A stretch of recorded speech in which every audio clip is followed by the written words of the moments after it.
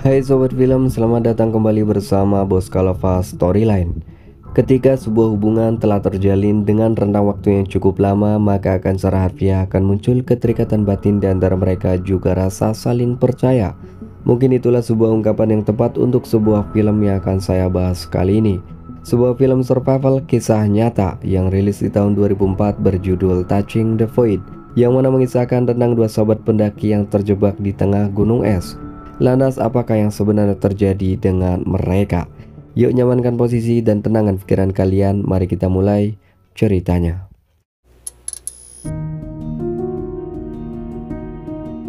Film diawali dengan memperlihatkan tiga orang pria bernama Joe Simpson, Simon Yates, dan Richard.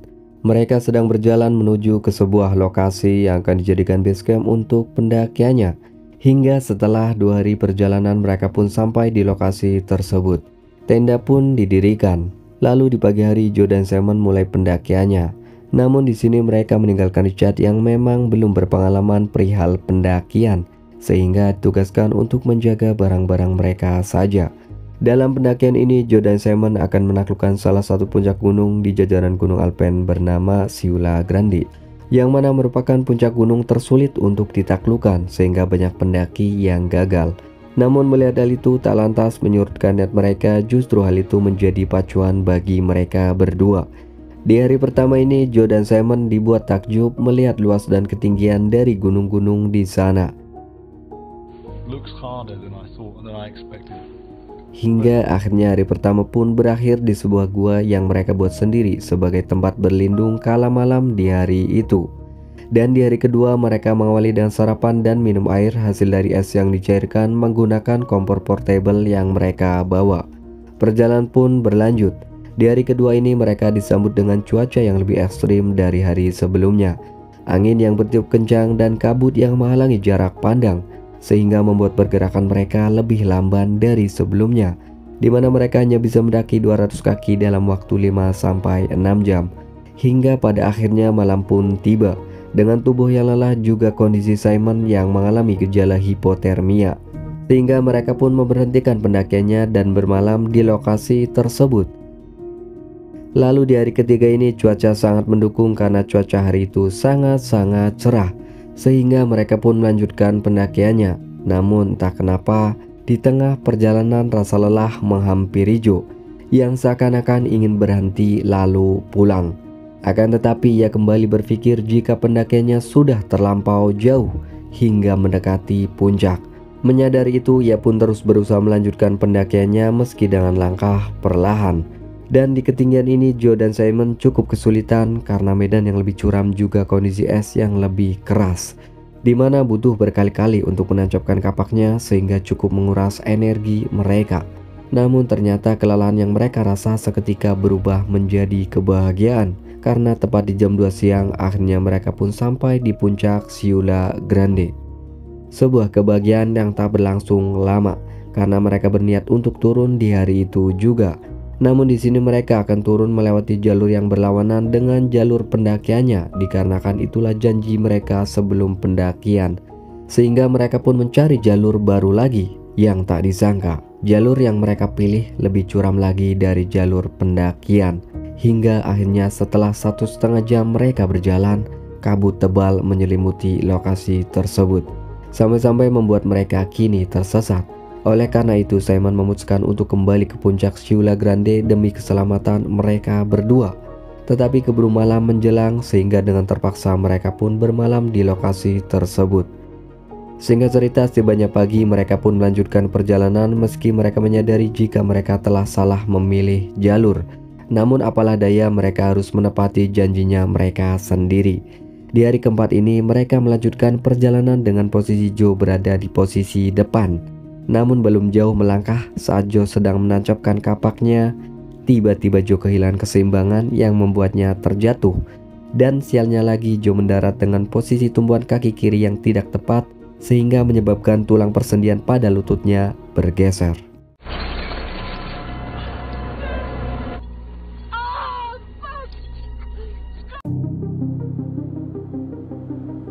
Joe mencoba berdiri, namun berulang kali juga ia terjatuh dikarenakan rasa sakit pada kaki kirinya yang benar-benar tak dapat ditahan lagi. Yang artinya dapat disimpulkan Joe tak lagi bisa berjalan. Sehingga karena hal itu muncul pikiran di benaknya bahwa mungkin inilah akhir dari hidupnya. Dengan kepasrahannya akhirnya sampailah Simon datang. Meski awalnya Joe berusaha menutupi apa yang telah terjadi dengan berkata aku tidak apa-apa, tetapi hanya dengan melihat wajah sahabatnya itu Simon sudah mengetahuinya jika telah terjadi sesuatu dengan Joe. Sementara itu di lain tempat Richard merasa khawatir dan cemas karena Simon dan Joe tak kunjung kembali sesuai hari yang telah ditentukan, sehingga memunculkan banyak pemikiran di benaknya apakah mereka berdua telah meninggal atau mungkin salah satunya. Dan kita kembali lagi kepada Joe dan Simon, dimana setelah Joe berterus terang kepada Simon tentang peristiwa yang terjadi padanya, Joe menyangka jika dalam diamnya Simon pasti sedang berpikir untuk meninggalkan dirinya. Ditambah lagi melihat Simon yang baru saja melepaskan tali yang terhubung dengan dirinya. Tapi pemikiran Joe ternyata salah, karena rupanya Simon kembali menyambung talinya dengan ukuran yang lebih panjang, dimana Simon berencana untuk menurunkan Joe dengan cara diseluncurkan sejauh 100 kaki secara berulang. Rencana pun dimulai. Joe diseluncurkan menuruni gunung layaknya ember yang dibiarkan jatuh ke bawah dengan Simon sebagai pemberat. Namun cara itu ternyata membuat Joe merasakan sakit yang luar biasa dikala gesekan antara tulang lututnya dengan dinding gunung es. Namun di sini Simon tidak memedulikannya karena inilah cara satu-satunya agar mereka bisa selamat. Juga di sini mereka sedang berlomba dengan waktu. Hembusan angin semakin kencang dan waktu semakin sore. Sekarang jarak antara Joe dan Simon sudah semakin jauh dan mereka sudah tidak bisa saling melihat dan mendengar satu sama lain. Namun entah kenapa tiba-tiba di sini beban tali Simon terasa berat, yang ternyata di bawah Joe dalam keadaan tergantung.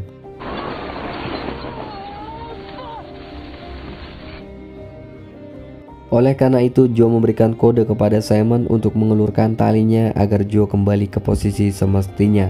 Namun ternyata Simon menggerakkan tali itu sebagai jawaban jika panjang talinya sudah maksimal. Sampai-sampai Simon pun harus bertumbuh pada sesuatu untuk menjaga keseimbangan mereka berdua. Lalu mereka pun berhenti sejenak dengan posisi mereka masing-masing. Hingga setelah 1,5 jam telah berlalu, Simon berniat untuk turun dari sana karena malam pun telah tiba. Mereka pun berteriak satu sama lain hanya untuk memastikan keadaan mereka masing-masing. Akan tetapi dengan jarak yang jauh juga angin yang begitu kencang, alhasil mereka pun tak bisa saling mendengar satu sama lain. Dan di sini Joe sudah pasrah dengan nasibnya yang tergantung. Sementara itu di atas dengan keadaan yang semakin sulit karena kondisi cuaca yang semakin dingin, sedangkan Simon sudah harus turun dari sana. Ia memberikan kode kepada Joe, namun Joe tak ada jawaban.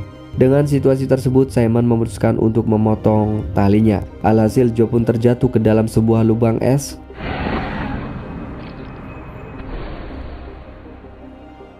Sementara Simon di atas sebenarnya merasa bersalah, tetapi Simon juga tak punya pilihan lain, lalu ia segera menggali lubang dan berlindung di dalamnya. Sementara itu di bawah Joe ternyata masih hidup karena terjatuh di atas sebongkah es yang lunak di dalam sebuah lubang sedalam 50 meter tersebut. Lalu ia pun perlahan-lahan menarik talinya yang ternyata di ujung tali tersebut terdapat bekas potongan. Menyadari itu ia pun sedikit merasa lega karena artinya sahabatnya masih selamat. Namun di sisi lain ia juga mulai panik karena artinya di sana tinggal dia seorang yang lebih besar kemungkinan meninggal. Sontak ia pun berteriak memanggil Simon. Namun tak ada jawaban, sehingga rasa frustasi dan panik pun menyerang dirinya. Dan sekarang hari pendakian sudah masuk hari kelima. Joe terbangun dari tidurnya, lalu kembali berteriak memanggil Simon. Namun masih tak ada jawaban. Sementara itu di atas Simon sudah terbangun dan mulai bersiap-siap untuk turun dan meninggalkan Joe yang ia rasa sudah meninggal karena terjatuh ke dalam lubang tersebut.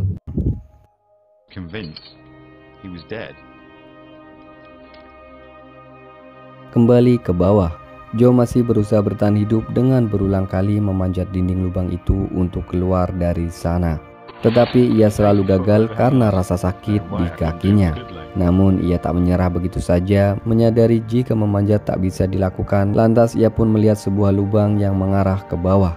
Seketika ia pun turun ke lubang tersebut, memanfaatkan tali yang tersisa, berharap di bawah sana ada jalan keluar. Sementara itu di atas, Simon benar saja berhasil selamat dan sampai ke base camp dengan muka dan jarinya yang hitam akibat terkena radang dingin. Ia kemudian menceritakan kepada Richard semua peristiwa yang menimpa dirinya, juga Joe yang ia rasa telah meninggal. Dan kita kembali lagi kepada Joe, di mana kini terlihat ia masih berusaha bertahan hidup dengan menyusuri lubang tersebut hingga pada akhirnya sampai ke dasar lubang itu. Dan di sini Joe melihat ada sebuah lubang yang mana terdapat cahaya matahari yang masuk ke dalamnya. Melihat hal itu, semangat hidup Joe pun muncul kembali. Dan secara perlahan ia menyeret badannya dan menarik kakinya selangkah demi selangkah untuk keluar dari sana.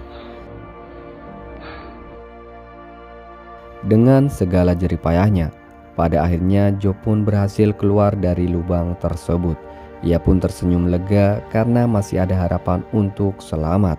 Akan tetapi di sini Joe masih harus berusaha keras untuk perjalanan yang masih jauh menuju ke base camp dengan kakinya yang cedera. Ia duduk dan menyeret badannya perlahan-lahan, mengikuti jejak Simon yang baru saja melintas beberapa jam sebelumnya. Hari sudah semakin sore dan hujan salju pun turun. Hal itu membuatnya panik karena artinya jejak kaki Simon akan segera menghilang, yang padahal itu adalah satu-satunya petunjuk untuk menuju ke base camp. Lalu di keesokan paginya, langit terlihat sangat cerah, namun benar saja jejak Simon sudah tidak terlihat lagi.